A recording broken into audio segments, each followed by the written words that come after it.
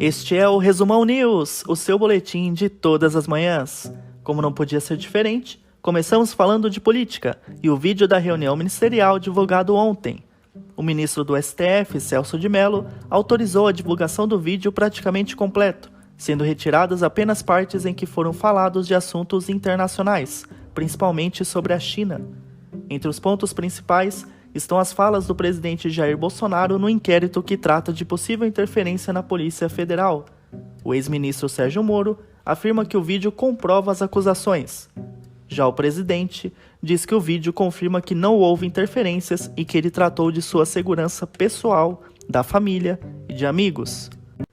No vídeo, com duração de mais de 1 hora, o ministro da Educação, Abraham Weintraub, fala em colocar ministros do STF na cadeia.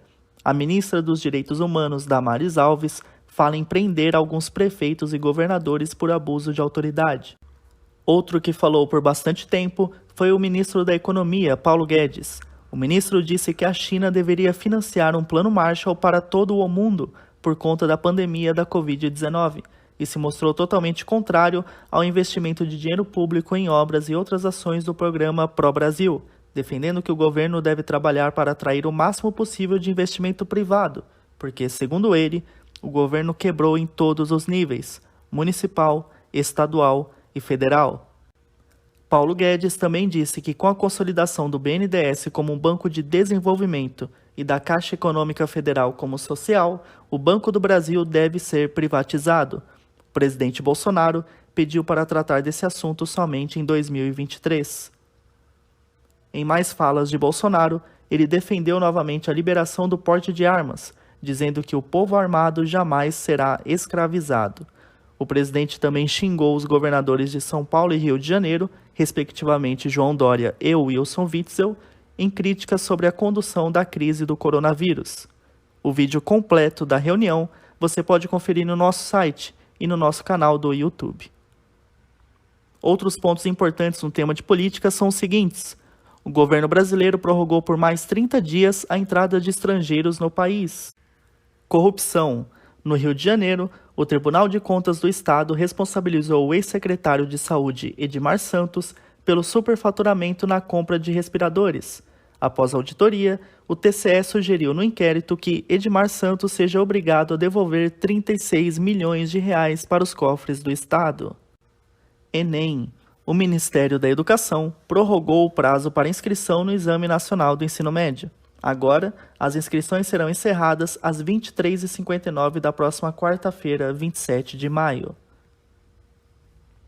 Vamos falar de economia. A Bolsa de São Paulo fechou a sexta-feira em queda de 1,03%. O dólar teve ligeira queda, de 0,15%, cotado a R$ 5,53.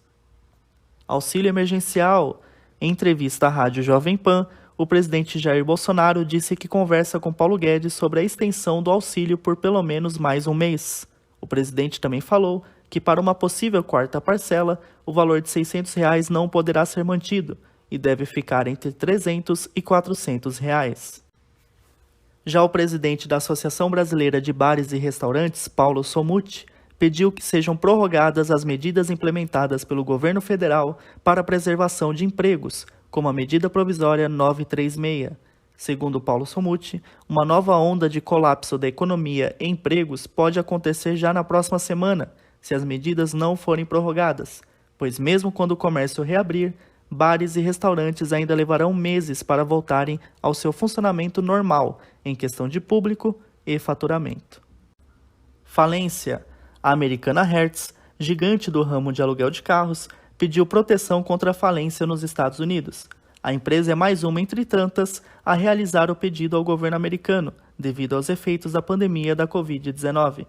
A Hertz continuará operando, já que o pedido é, grosso modo, para uma reestruturação de dívidas e carência para pagamentos.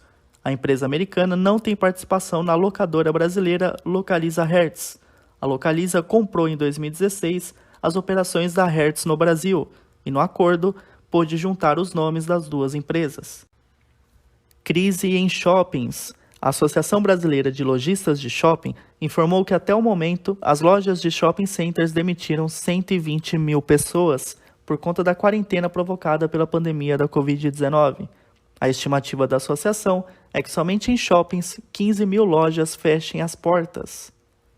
Na França, o ministro das Finanças, Bruno Le Maire, afirmou que a montadora Renault pode desaparecer se não obtiver ajuda em breve.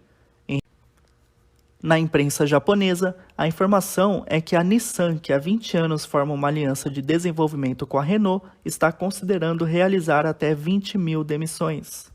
Hoje pela manhã, uma concessionária de carros na zona norte de São Paulo fez a doação de 2.000 cestas básicas.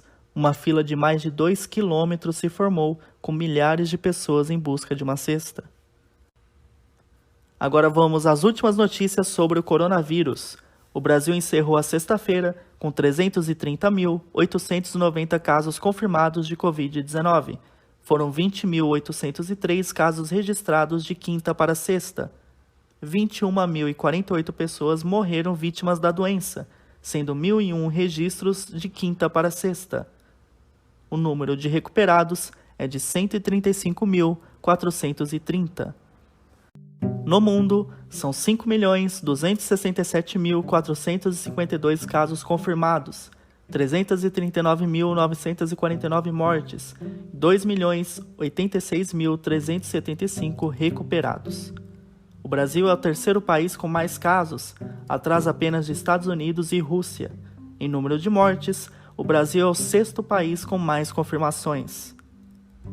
Esse foi o resumão de hoje. Aproveite seu final de semana e esperamos você segunda-feira com as principais notícias para o seu dia. Até lá!